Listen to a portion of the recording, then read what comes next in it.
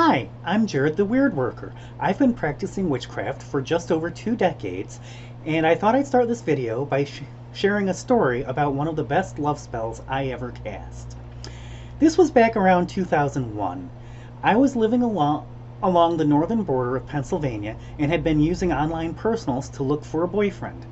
I got talking to this one guy from the Binghamton area, and we seemed to hit it off, so we made plans to meet on a first date. Now, at this time, I had been struggling with first dates in ways that tended to keep me from getting second dates. I'd feel all awkward and go silent. It kept me from giving a good first impression, so most guys decided not to pursue a second date. At least, I assumed that's why they didn't pursue a second date. So I decided that things would be different with this guy, Mike. I did a spell to help our first date go smoothly. And by that, I mean the spell was designed to help me feel more comfortable and make the conversations flow more naturally.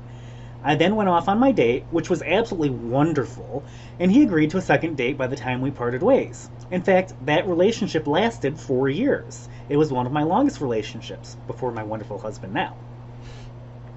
At this point, I have a quick question for those of you watching this video. Are you wondering when I'm going to get to the love spell?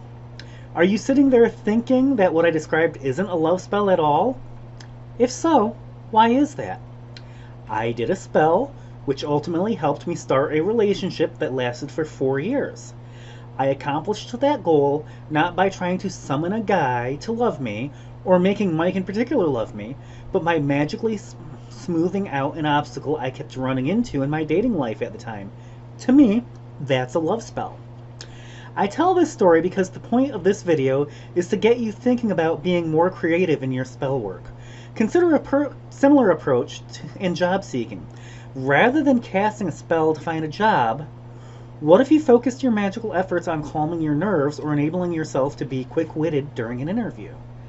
Sometimes the secret to magicking your way to your ultimate goal is to consider small ways you can use magic to move you along the path to that goal. It's all about asking yourself what you need to accomplish to get from point A to point B and finding magical ways to make accomplishing those things more likely. How about you? Have you ever gotten creative with your magic by tackling a problem in a somewhat unorthodox way? I'd love to hear about it in the comments or in a response video. In the meantime, please subscribe to my channel and check out my Twitter feed. The link is in the description for this video. Until next time, blessed be.